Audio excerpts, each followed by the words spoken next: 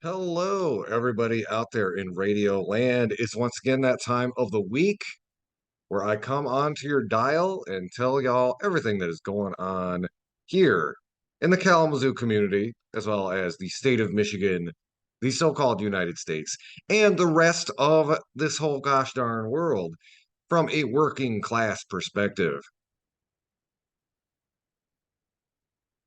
Reading between the tea leaves and digging up those hard truths and generally calling out the establishment on its BS.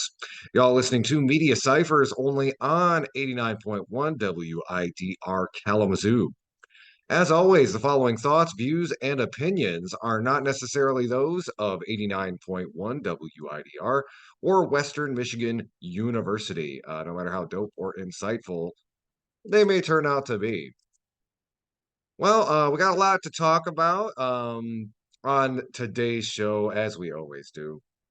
I want to welcome all the students back. I hope y'all had a nice vacation with your peeps out there celebrating, not maybe necessarily Thanksgiving, but I think workers, we should always celebrate when we get a day off.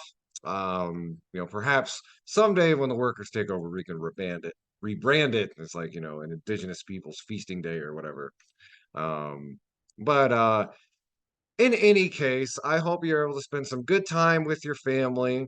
I had a really good time myself. I kind of did an impromptu working class Thanksgiving meal for my parents and my brother and fiance.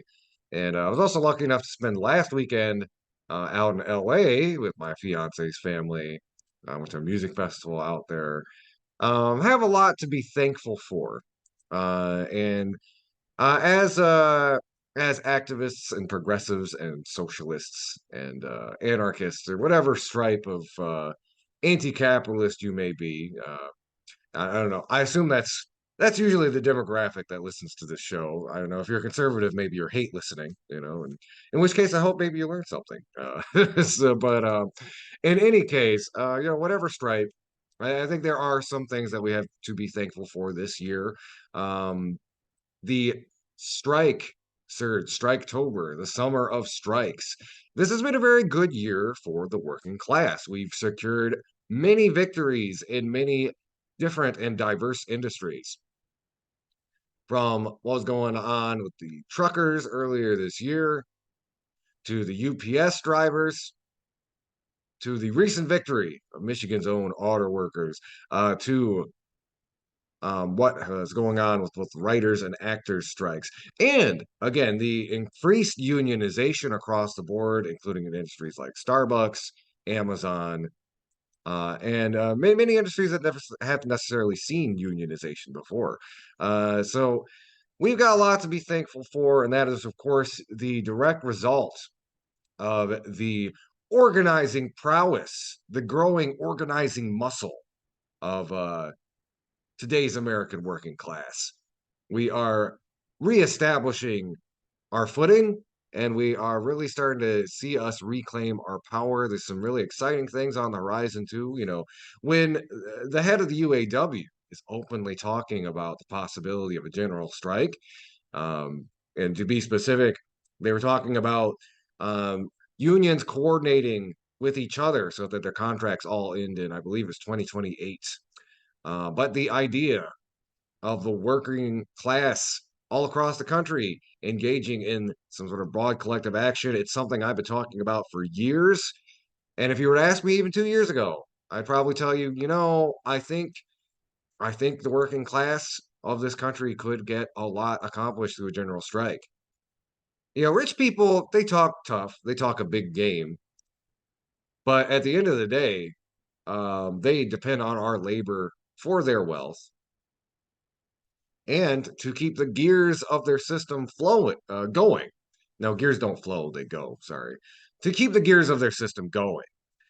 And if the working class people of this country were to again flex our leverage, our muscle in such a broad way, I think we could get a lot done.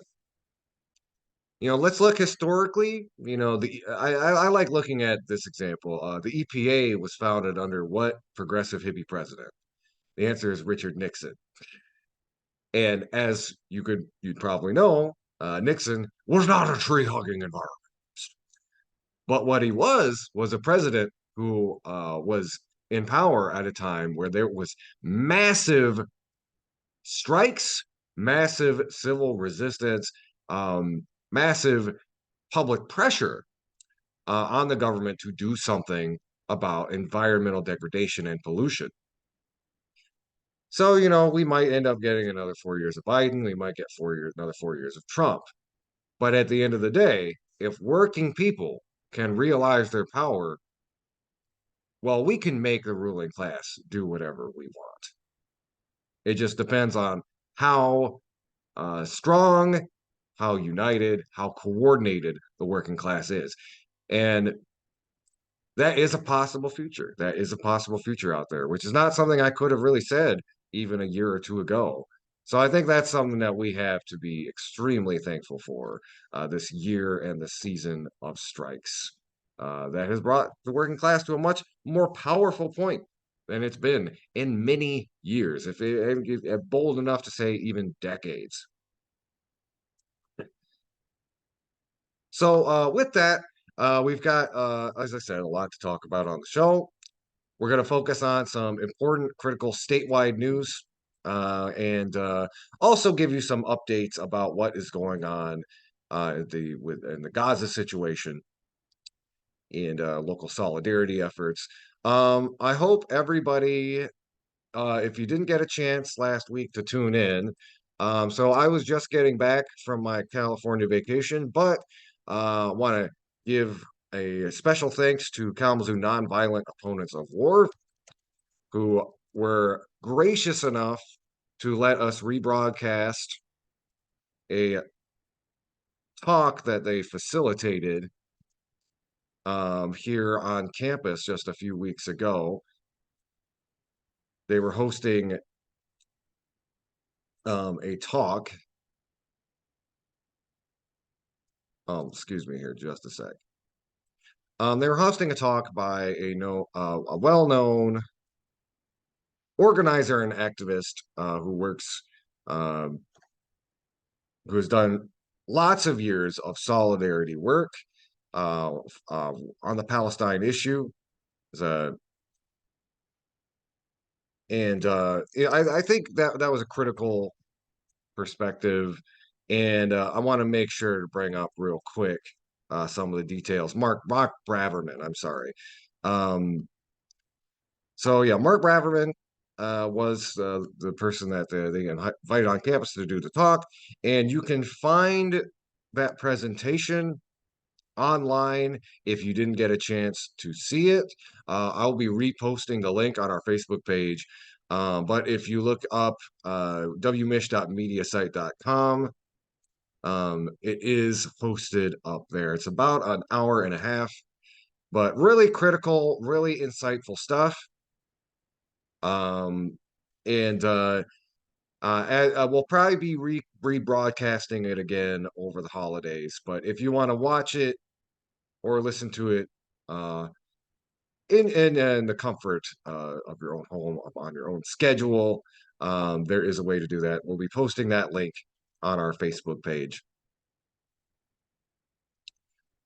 So the first thing that I think I want to dive into, and we've been talking a lot about international issues and how they intersect here with the folks in Kalamazoo.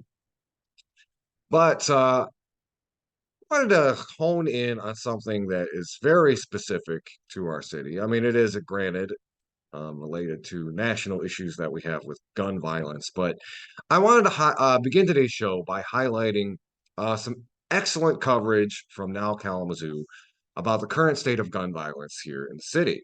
I'm going to be reading some extensive excerpts from this article, but this comes from their Beyond Bullets series, which really focuses on the uptick in gun violence here in the Kalamazoo community in the last couple of years. This was an article written by Shante Lewis. It's published on November 21st. And it's basically kind of a slice of life about a young man who was tragically murdered uh, several months ago. Headline is Wrestling with Loss. Kalamazoo's young people are facing the brunt of record gun violence, surviving the best they can. He was skilled on the mat and generous with his time. So when Cameron Williams was shot and killed at just 18, he left behind people who still struggle with his death 2 years later. Cam was more than just somebody that would help you out. He was everyone's favorite person, says Leonardo Galasso. So to see someone that young get so much taken away from him, that's really tough. There have been 21 murders in the city of Kalamazoo as of time of publication. Kalamazoo police say the ages of those involved in gun violence are getting younger. When looks down on his arm, a tattoo with the initials CSW and the date 11/15/21 reminds him of a friend who felt more like kin, gone too soon. He was like my big brother. I never had somebody that just like consistently had my back, says Leo. Cam and Leo both grew up in the North Side neighborhood, but they became friends when they both joined the wrestling team at Kalamazoo Central High School. They grew a bond and became inseparable during Leo's senior year. There was there would be times when I would just have a hard day. He would buy me some food, we'd talk about life and listen to music. He really enjoyed life. He really helped me mentally overcome a lot of stress. He was just such a vibrant person. I've never met anyone that was like him truly, Leo says.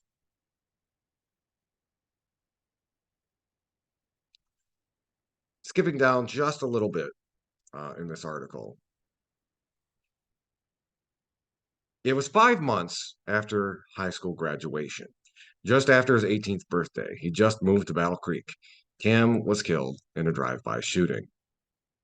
I can't remember what it was like after, says Coach Lopez, his high school wrestling coach.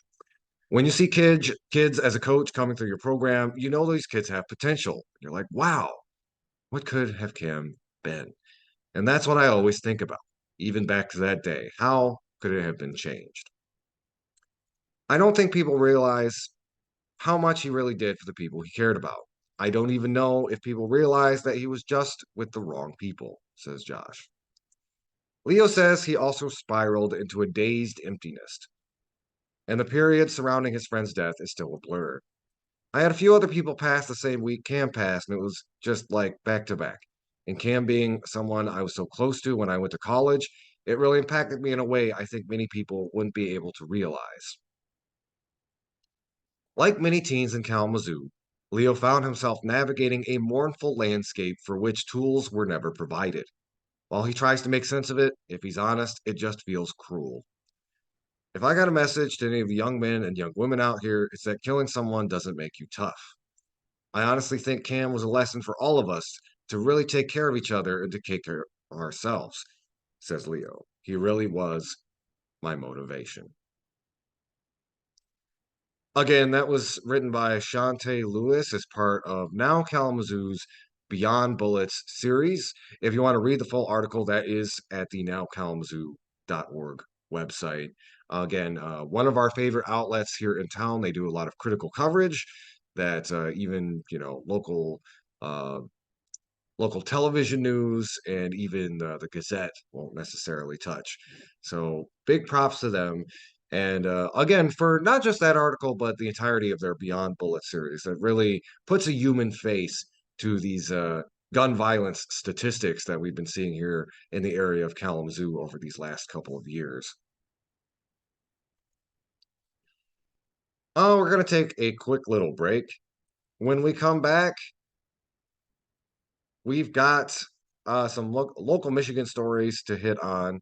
Y'all are listening to Media Cyphers only on 89.1 WIDR or online at widerfm.org.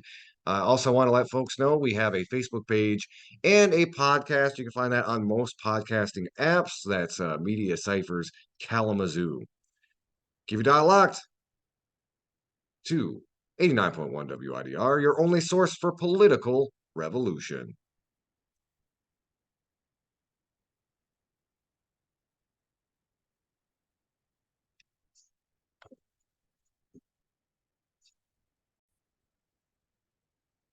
Hello again, everybody out there in Radio Land. Y'all are listening to Media Cyphers only on 89.1 WIDR Kalamazoo.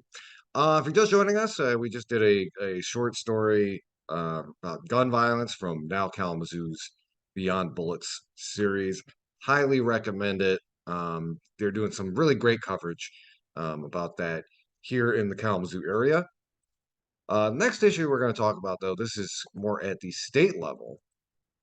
And this actually ties into some important threads that we've talked about in the last couple years, talking about how conservatives are doing, or I should say, like conservative strategists have really kind of circled the wagons around these strategies of trying to basically dismantle people's trust in public education. A lot of the between the lines of all these culture war issues that they push forward about like school libraries having a quote unquote woke literature, or tolerating trans and queer students, is this broader conservative project that they've really been pursuing for decades, which is the dismantling of public education entirely. In fact, if you look at a lot of these conservative activists on school boards, they've basically posited their job is to basically make it impossible to effectively organize and run a public school system. This is not an accident; it's by design. The goals of right-wing think tanks like the Heritage Foundation, or some of our folks, our friends down at it's Liberty. Was it? I'm having a brain fart, but we covered a story about a right wing college here in the state of Michigan that is very much kind of like a right wing think tank, just about 90 miles to the east of us. But I'm kind of circling around Hillsdale College. Sorry, I was having a brain fart about that. But the overall goal of these groups is, these culture war issues are a way to try to kind of shepherd people who might not necessarily be down with their primary agenda, which is to eliminate the social safety net and any sort of social supports. This kind of libertarian no man's land where nobody pays taxes, and I guess in their head, like the invisible hand of the free market is going to, save everything. It's really more like an invisible reach around, but yeah. Again, these ideas of theirs have been very much disproven by history, even recent history. You look at the arc of neoliberalism, which is about public disinvestment and investment into the private sector to replace them. And by basically every metric, that's had disastrous results. Of course, rather than admit the failure of these ideas, these type of conservative kind of anti-tax thinking have doubled down and tripled down over the years. So what does this have to do with Michigan? Let's get to the point. This is an article from Bridge, Michigan, about a group that is basically trying to put forward an anti-property tax law. And now, if you've uh, been a Kalamazoo resident for any number of years, you'll note that so many of our ballot initiatives and so many of our kind of funding requests, like, do you want to pass this thing that will help fund more public schools, or this recent one we did where it's going to help fund veteran support services, those are so often tied into property taxes. And keep in mind, the state of Michigan already has made it illegal to do something like a progressive income tax that would disproportionately tax higher income people. That's in roundabout way. That's why we have the Foundation for Excellence. Rich people got furious at the idea that they would be taxed fairly, so they essentially kind of, you know, bullied the local government into doing the Foundation for Excellence, which they have a degree of control over. Then they basically control the purse strings. Um, so again, rich people will go to great lengths to avoid paying taxes. So I think this ballot initiative is cause for alarm. Some people might want to dismiss it as kind of fringe and loony, but I guarantee you it's probably going to be backed by some of the richest people in the state. And they've already done kind of a proof of concept here in the city of Kalamazoo, which is why I think this is something we should pay very close attention to. Especially, I think one of the biggest reasons Kalamazoo Foundation for Excellence exists in the way it is today is because there really wasn't a lot of eyes on the city in 2014, 2015, and the Blue Ribbon Commission and trying to figure out ways to get out of our budget crisis. And again, the Bill Johnston, Bill Parfett, and the other billionaire stakeholders of the foundation kind of presented it in this guise of philanthropy, while omitting the fact that largely a tax scam. They didn't want to have to pay a progressive income tax, so they got their friends in Lansing to make it illegal to do that, and then basically gave the city an ultimatum: take our money the way we want to give it to you, or poof, money will be gone. So let me tell you what this group is trying to do now that I've given you all that kind of context and kind of did some more local analysis here. But it's a 2024 ballot proposal that would eliminate all property taxes in the state of Michigan. Organizers estimate it would save Michigan property owners an estimated $14 billion a year. The plan would also cut $2.5 billion for schools and in taxes that support libraries, museums, and zoos, among other things. So again, completely gutting the budget for education, for libraries, museums here in the state of Michigan. So, I mean, disproportionately, people who own more property in the state of Michigan would see larger savings. So that $14 billion is not evenly distributed. If you are a low income person who just bought a house, yeah, you might get a few extra $100 or so every year. But the billionaires are saving millions, and this is really geared towards them. And also keep in mind, if something like this were to actually pass, you might get a few extra dollars in your pocket once a year, but then you effectively would not have a school system. So I'm going to guess if you are a parent in the state of Michigan, that's something you kind of like to have is a public school. Anyway, a group seeking to eliminate all property taxes in Michigan plans to begin circulating petitions in January to get the measure on the state ballot, despite failure to secure pre-approval by the state, an organizer said on Monday. The AXMIT Ballot Committee aims to put its potential ballot proposal before voters in the November 2024 election. Spokesperson Carla Wagner told Bridge, Michigan. And in response to that criticism of how we disinvest from all these, public needs, she gives a very selfish and very typical conservative response. My mom and dad don't go to the zoo. They don't go to the museum. They don't go to the library, and yet they have to pay for those services. It's on their property tax bills. One of them is going to push them over the edge, and they're going to be forced to sell their home. Well, one, I really, but also, again, it's part of the kind of like the public contract you make from living in a society. We have to pay for these goods and services for each other to live in civilization. If not, you might as well just go build a cabin in the woods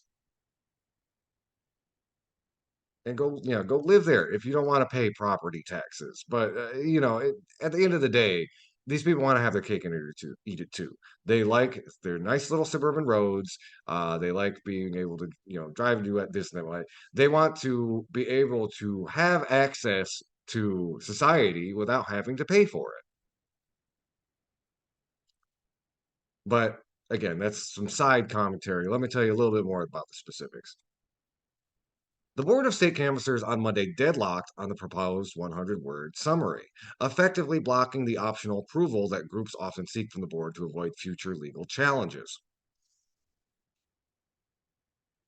Mary Ellen Gurewitz, a Democrat who chairs the board of state canvassers, voted against the proposed summary on Monday, citing the fact the group had not yet submitted the actual petition form it includes to circulate. The summary also failed to make clear how utterly damaging the proposal would be to the state and local governments, who rely on property taxes to pay for local services, Gurewitz said, arguing the plan would effectively defund Michigan schools. The proposal would prohibit any state, county, or municipal property taxes and require a two-thirds vote by a local government body or the legislature to raise any other taxes in the future. It would also make up some local funding by directing a greater share of revenue from state income taxes, sales taxes, and so called sin taxes to cities, townships, and counties, but only for essential government and infrastructure services. It would also eliminate the state education tax, which generated more than $2.5 billion for the school aid fund last year, and prohibit local property tax millages for school building improvements, libraries, museums, and zoos. This is something that has been on the last couple of Michigan local ballots, just to give you some context of how that would affect us. Um, Also pointing out, this is a lot of their proposals to try to close the gap are an example of regressive um, taxation. So sales taxes tax regressively, which is to say it's the same tax rate regardless of what income level you are. So if you are poorer, those sales taxes are going to have a much deeper impact on your life than the millionaire going out to buy a TV or socks or etc. And again, those sin taxes on like casinos, beverages, etc. Um, those sound good in theory, but they also tend to drive money away from the local communities that actually need that revenue. Much of the time, example, indigenous tribes often open casinos in order to get the revenue their communities need because the government basically leaves them poor and destitute. This would be trying to squeeze even more money out of them as just an example of some of the fallout that would happen if something like this a ballot proposal were to pass.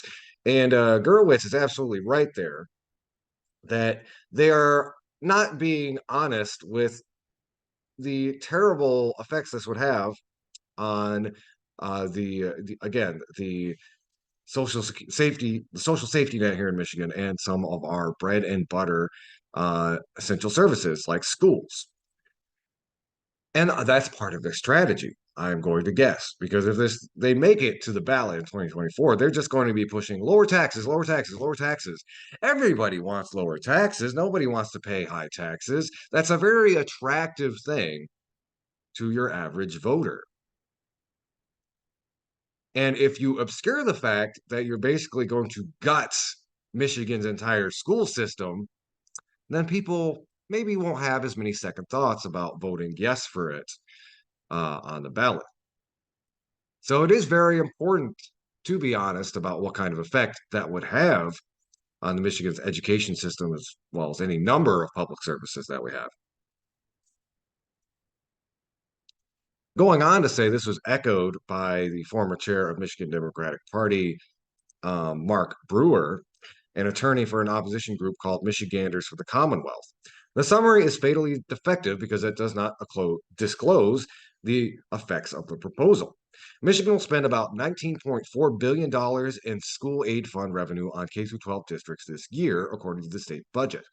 While spending has increased, annual revenues have grown slower than the rate of inflation, according to the nonpartisan Senate Fiscal Agency. Wagner, who's currently leading the committee for this ballot initiative, has not shied away from the fact that the proposal would cut fundings for schools and libraries in particular.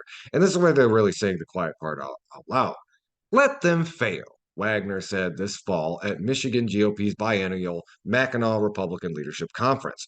We are getting poor education and we're getting libraries with sick books in them.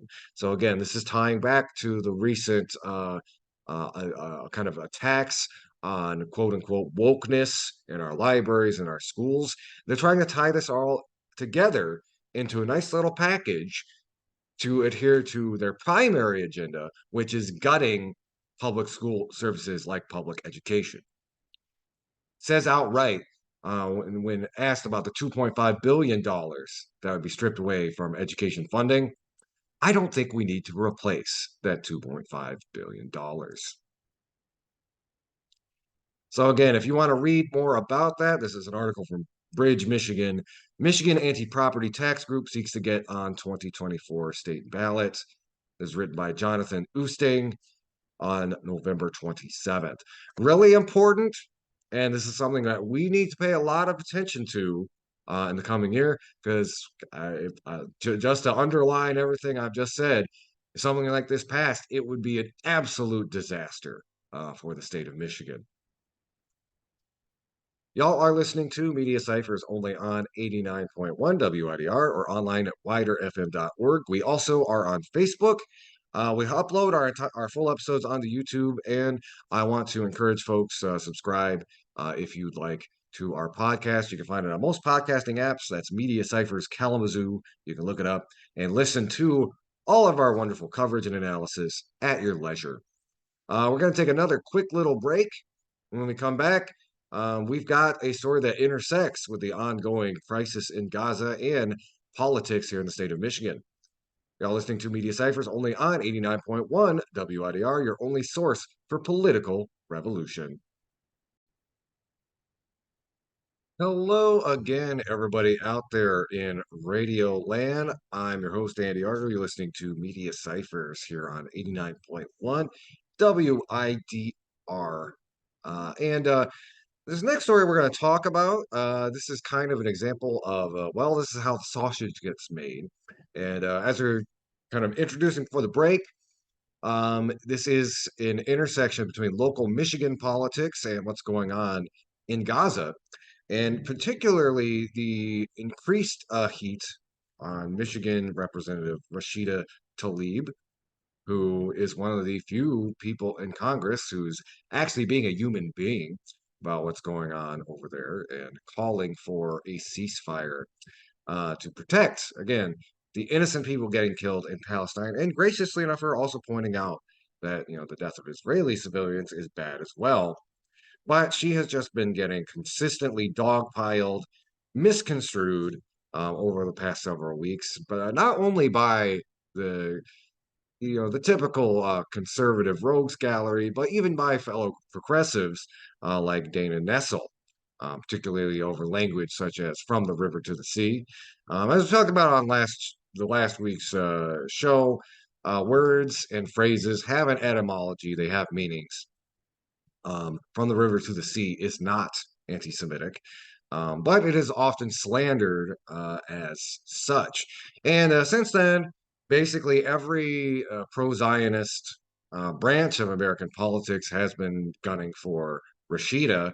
And we're seeing that unfurl here in Michigan politics, where both AIPAC and even people involved with the Michigan Democratic Party are basically kind of scheming and colluding to get her ousted, up to and including trying to recruit other local Michigan politicians to do so. This is an article from MLive. Michigan Senate candidates were offered $20 million to drop race and challenge Rashida Tlaib. It's written by Simon Schuster. I'm going to read from the article, do a little bit more discussion in a second here. Two Democratic candidates for Senate in Michigan said they each received offers of $20 million in support from a pro-Israel lobbying group if they would drop their campaigns and instead bring a primary challenge to the House seat currently held by Representative Rashida Tlaib from Detroit. Hill Harper confirmed the offer after Politico first reported the contents of the call last Wednesday. Then Monday morning, another candidate and prominent Arab American community leader, Nasser Beydoun, said he had been approached by former Michigan Democratic Party Chair Lon Johnson with an identical offer in a November 10th meeting. The money would have come via the American Israel Public Affairs Committee, known as AIPAC, in the form of $10 million in bundled donations given directly to their campaign, and another $10 million in independent advertising supporting the candidate, according to Beydoun and the call reviewed by Politico. They basically said that even though you're pro-Palestinian, they don't have a problem with that, Beydoun said. They just want Rashida out. Johnson did not return several requests for comment from M Live, but speaking to political reporters, he reportedly denied Baidoon's claim. And I'm just gonna say real quick, we should give everybody the benefit of the doubt, but at this point, both of these candidates have independently come out and said they were given this offer. So, um, it kind of undermines your credibility if you're going to outright deny it when you've got two people running for office who again would not want to lie or harm their own credibility. Basically speaking the opposite.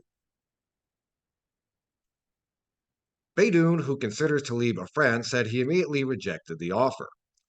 Tlaib's campaign confirmed the two spoke after the meeting to discuss the details. MLive has not independently verified Harper's phone call or the identity of the donor, who has reported by Politico to be Lyndon Nelson, a Detroit area entrepreneur.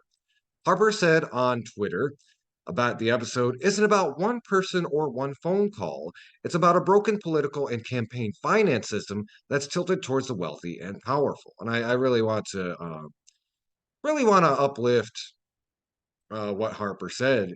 I'd say Harper is a little bit more to the middle of Baidoon, but I got to give credit to both of them for coming out strong and underscoring the obvious of just how corrupt and cronyist this whole situation is.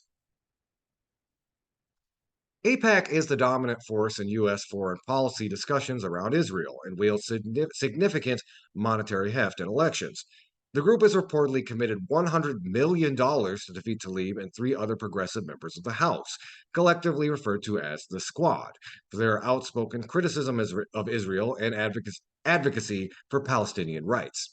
AIPAC has cast their views as anti Semitic, an accusation Tlaib and her colleagues have vehemently denied. Baidoon, in a statement, made it clear he isn't interested in AIPAC support, calling their offer pathetic, un American, and borderline criminal. The pro Israel lobby is a corrupt political behemoth that is hell bent on silencing Americans who don't fit their agenda, Baidoon said in a statement. I was shocked that they would think someone like me would turn on my community and my values for a pile of cash. AIPAC spent 2.20, and this is some important Michigan context here. AIPAC spent $28.5 million on the 2022 elections, according to Jewish Currents. Then Representative Andy Levin was defeated by Representative Haley Stevens in a hotly contested incumbent-unincumbent primary in Oakland County, where AIPAC collected hundreds of thousands in contributions for Stevens and used super PACs to run ads supporting her. She ultimately beat Levin, despite the fact, and this is really rich from an organization that is calling other people anti-Semitic. She ultimately beat Levin, a Jewish progressive who had criticized the Israeli government with nearly 60% of the vote. Earlier this month, Tlaib was censured by her House colleagues for comments following a social media post. And we talked about this on the last episode. Tlaib has said the idea of criticizing the Israeli government is not inherently anti-Semitic, and that conflating the two sets a very dangerous precedent that is being used to silence diverse voices speaking up for human rights across the nations. Some Michigan Democrats are increasingly concerned that President Joe Biden and the party as a whole have alienated Arab American voters, a crucial voting bloc in the state, over their handling of the war between Israel and Hamas in the Gaza Strip. I believe if the election was held today, that Biden would lose the election, Baidoon told M Live. Baidoon, who immigrated from Lebanon as a young child, feels he is the candidate best positioned to bring disaffected Arab Americans back into his party. I am the only one running for the U.S. Senate in the entire country that's trying to get people to understand both sides of the story, have prepared policy, and work for a just peace, he said. In the end, we're going to continue this cycle until the Palestinians' legitimate aspirations are achieved. Following the October 7th terrorist attack that left roughly 1,200 Israelis dead, although I'm going to say in a side note, as recent reporting has unearthed, a lot of those deaths ended up being friendly fire from the Israeli Defense Force. And Israel has also included in some of those death counts Israeli soldiers who, by their own metrics, are a more legitimate target than civilians. I'm just saying that as quick an aside. Let's also keep in mind more than 13,000 Palestinians have been killed, and roughly two-thirds of them are women and minors, according to Gaza's Hamas-controlled health ministry, which does not differentiate between civilians and combatants. Which again, also Israel also was not doing either. So a little bit of the framing in this article is disingenuous, but I go on saying a 4-day ceasefire following the first exchange of prisoners and hostages was extended earlier this week. Last week, 24 members of the state legislature, all Democrats, sent a letter to the White House urging Biden to advance a lasting ceasefire to address the growing humanitarian crisis in Gaza, which also condemned the October 7th terrorist attack. Other candidates have attempted to walk a more delicate line than bode, offering unqualified support for Israel but lamenting the loss of life on both sides. Representative Alyssa Slotkin, Democrat from Hawley, who is considered an early frontrunner for the Democratic nomination, publicly rebuked Tlaib for not directly condemning Hamas's attack, but also voted against censuring her. In a statement earlier this month, Harper had called for a humanitarian ceasefire, but stopped short of criticizing the Israeli prosecution of the war. The answers to ensure long-term peace and security for Israelis and Palestinians are neither simple nor pain-free, but one truth stands firm. Violence against defenseless children, trapped and frightened, is abhorrent, regardless of who is behind it, Harper said. And again, if you want to read that entire article, that is over at MLive. Michigan Senate candidates were offered $20 million to drop race, challenging Rashida Tlaib. And just to do a little bit of post-article commentary on that, I think it is a really interesting microcosm of our political moment, because we're seeing this kind of a behemoth in American politics, AIPAC, being really challenged and called out on their BS, really for the first time, even by politicians who consider themselves more mainstream.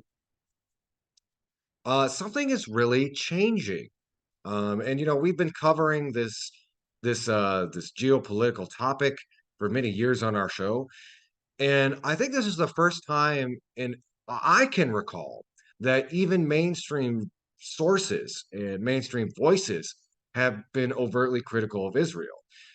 And I think there's a very important reason for that. And I actually wanted to cite this is from a Twitter thread that's kind of been going viral lately. And it's a very concise analysis of how Israel and particularly their propaganda arm have really become their own worst enemy when it comes to controlling the narrative on what is going on and their continued oppression and subjugation of Palestinians. And I'll just kind of dig this up real quick. Sorry, hold on. Well, before I get to that, let me tell you a little bit about how Israel is responding internally to even their own media outlets. So the media outlet Haaretz, it's a newspaper in Israel. It's not really considered particularly hyper leftist, but it's definitely not part of the constellation of far right forces that have kind of gotten ascendant in Israeli politics in the last couple of years. And despite Haaretz being a homegrown institution with literally like a 100-year history, the Israeli government is now seeking to put sanctions upon their own newspaper, their country's own newspaper, in response to a story that Haaretz ran about Israeli forces themselves killing many Israelis on October 7th. That kind of friendly fire thing we were talking about earlier, including the use of an Apache helicopter at the site of a Nova music festival. Now, keep in mind, Israel, one of their talking points that they push forward is how they are the only true democracy in the Middle East. Last I checked, democracies don't try to strangle their free press for telling the truth about their government. So again, let's go back to this analysis from Twitter that I thought was really on point. It comes from Muin Rabini. And it's kind of talking about how, some careful observers may notice that Israel's propaganda isn't really working as effectively this time as it used to. So it kind of starts by asking what happened to Israeli Hezbollah, which is the term for explaining or slash propaganda. It is the propaganda arm of the Israeli government. Others may disagree, but it used to be professional, sophisticated, intelligent, and effective. Different messages were carefully tailored to appeal to the agendas, values, sentiments, and prejudices of different audiences. It was believable if you didn't know better, and if you did, real effort was required to expose it. Today, it is crude and vulgar to the point of being cartoonish, more often than not outlandishly detached from reality, and aside from committed apologists, persuades nobody aside from Western mainstream media organizations which still dutifully report its claims as serious news. Beyond this narrow orbit, Israeli propaganda produces a vastly greater volume of sarcastic memes than serious discussions. So, what happened? Simply stated, Israel had it too good for too long. For decades, its lies, distortions, and dubious assertions went essentially unchallenged. Then, highly successful campaigns were launched by AIPAC and the Defamation League to delegitimize any who would dare criticize Israel and place them beyond the pale. As a result, Israeli Hezbollah, much like the Israeli military, became complacent, lazy, and mired in past glory. It failed to recognize and prepare for new challenges emerging on the horizon, and once these became real, was unable to respond to them with more than rote barking of anti-Semitism. Gilad Erdan, Israel's clownish permanent representative to the United Nations, is the personification of Israeli Hezbollah in the 21st century. Military spokesperson Daniel Hagari runs an increasingly close second. But there is also another dynamic at work. Israel's elites, as well as Israeli society, have in recent decades shifted so decisively to the right that they are no longer able to formulate effective messages for multiple audiences without violating their own core principles. They would rather lose the argument if winning it means they have to go through the motions of expressing support for negotiations with the Palestinians, a two-state settlement, equal citizenship for Palestinians in Israel, and so on. As a result, they are unable to reach beyond the converted. MAGA types, Islamophobic white supremacists, messianic evangelicals, and the like. For these reasons, Israeli Hezbollah has, in my view, reached structural dead ends from which it cannot recover. Again, that was a very concise and insightful analysis from Muan Rabani on the social media platform formerly known as Twitter. So, with that, we're going to take another quick little break. Y'all are listening to Media Cyphers only on 89.1 WIDR or online at widerfm.org. Speaking of Twitter, we've got a story about Elon Musk and Twitter coming up, as well as some of the tragic and deplorable consequences of Islamophobia and anti-Palestinian rhetoric here at home. Keep it all locked. Y'all are listening to Media Cyphers only on 89.1 WIDR or online at Wider FM, your only source for political revolution.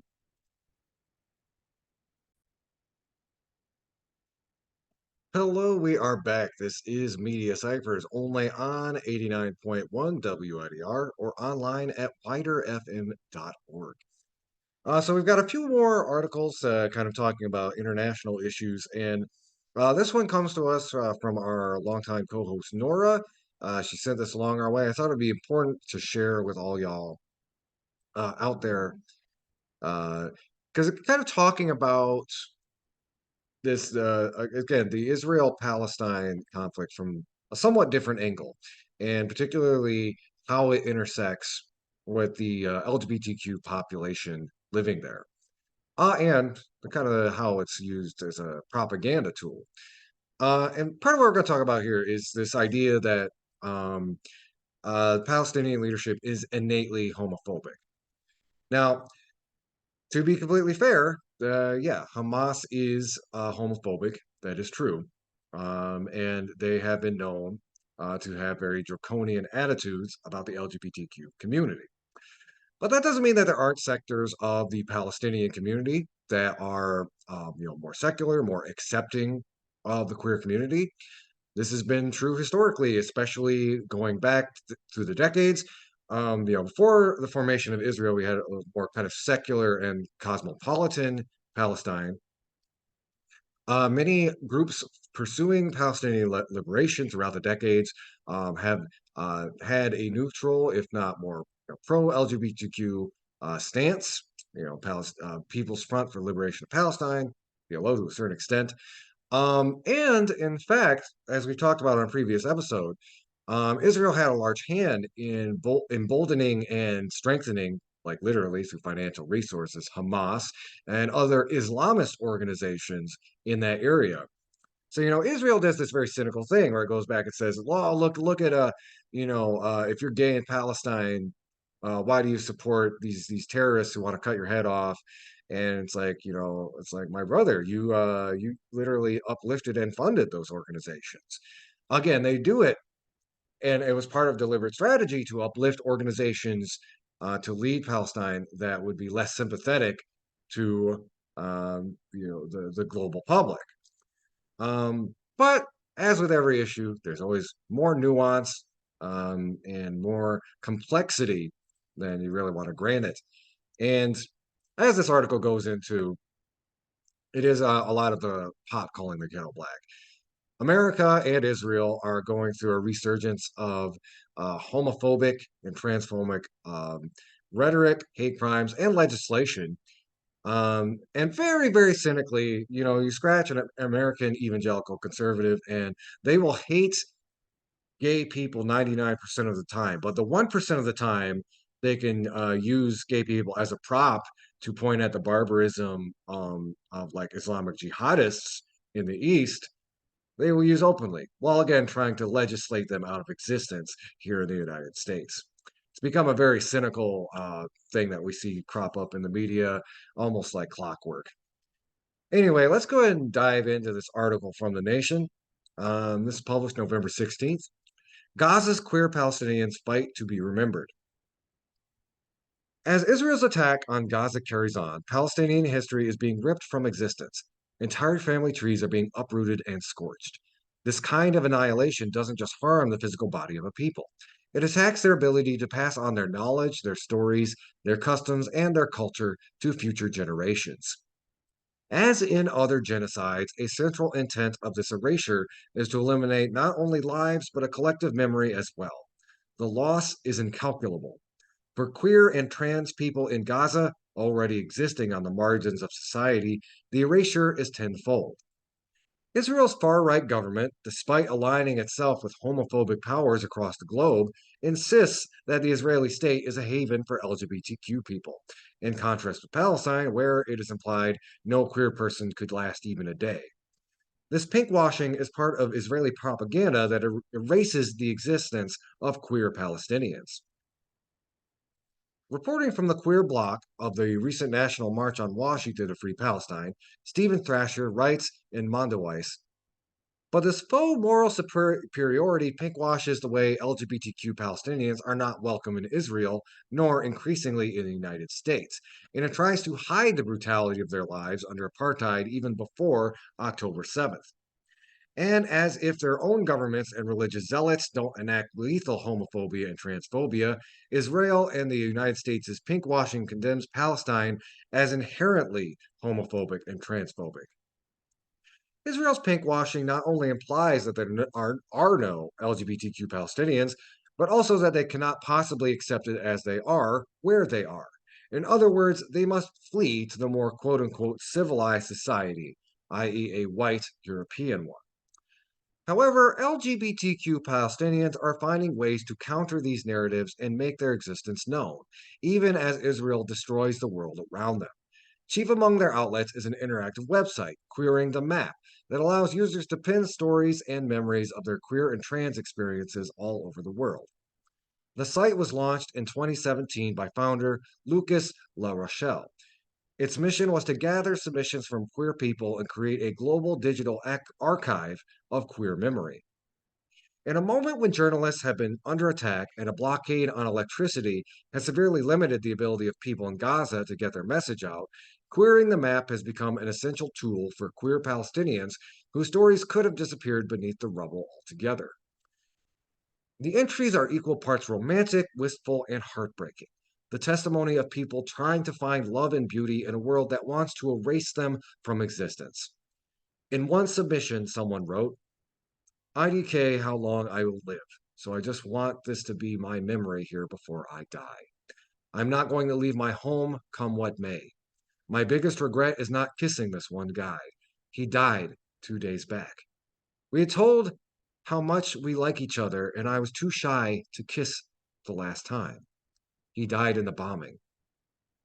I think a big part of me died too, and soon I will be dead. To Giannis, I will kiss you in heaven. Oh, just a second. Another wrote, I've always imagined you and me sitting out in the sun, hand in hand, free at last. We spoke of all the places we would go if we could, yet you are long gone, or you are gone now. If I had known that bombs raining down on us would have taken you from me, I would have gladly told the world how I adored you more than anything. I'm sorry I was a coward.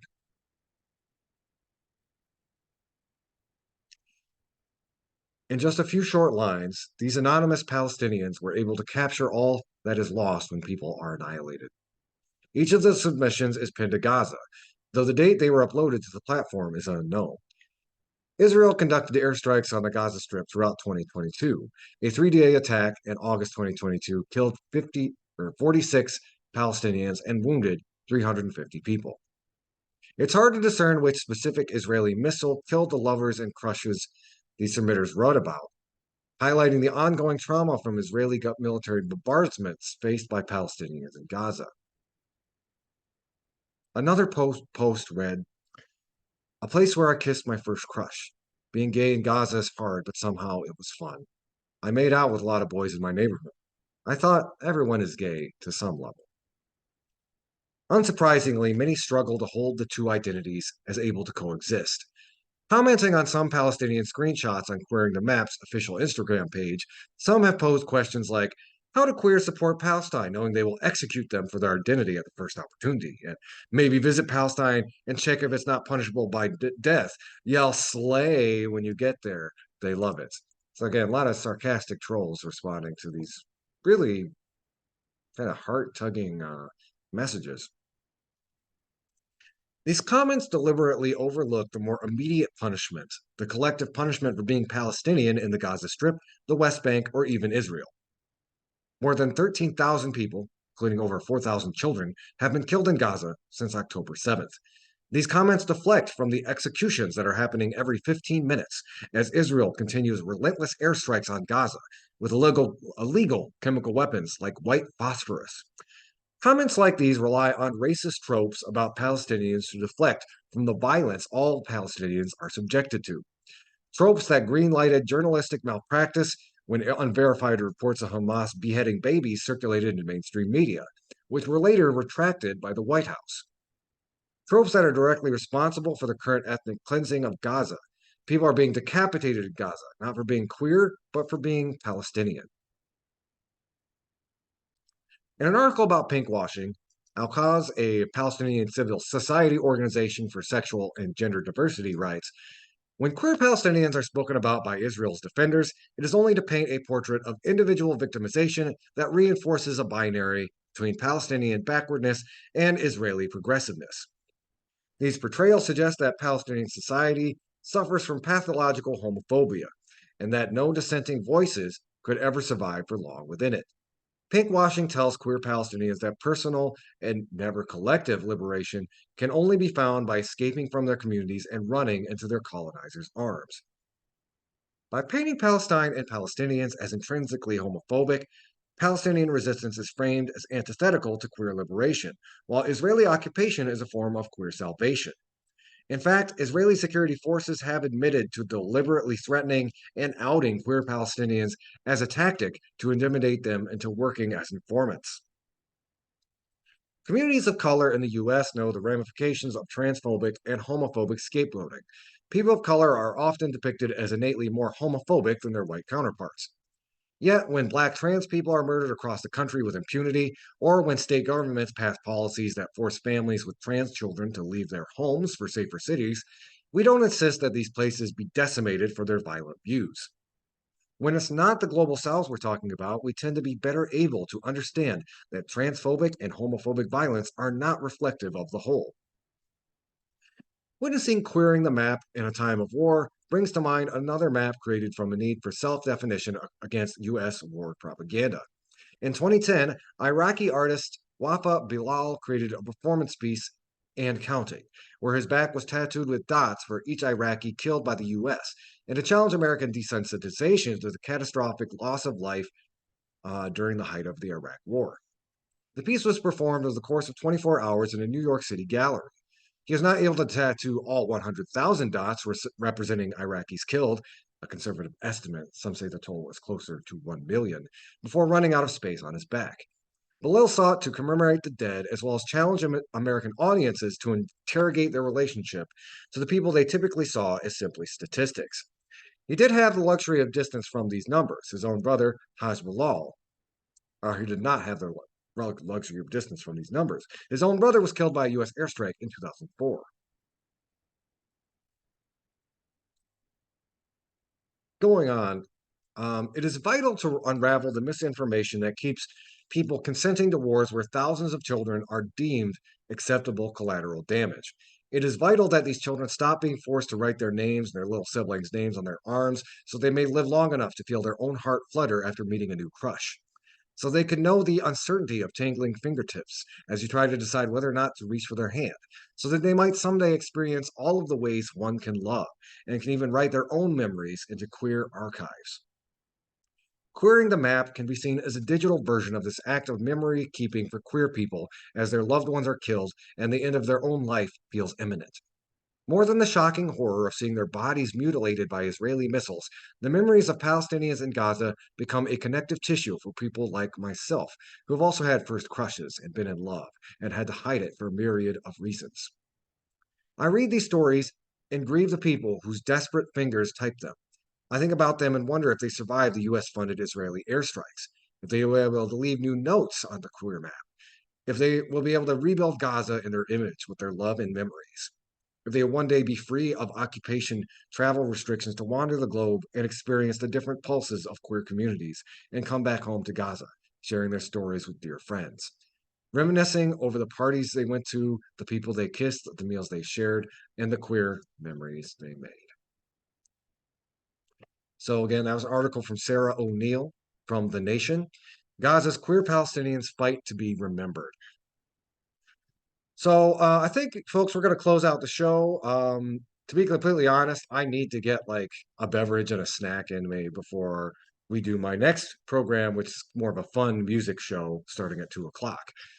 But we'll have links to all of those articles uh, in on our social media. You can find us on Facebook. You can find our full episodes on YouTube, and we also have a podcast, Media Cyphers Kalamazoo. You can find on most podcasting apps. I want to thank you all for listening, and until next time, keep on fighting for that revolution solution.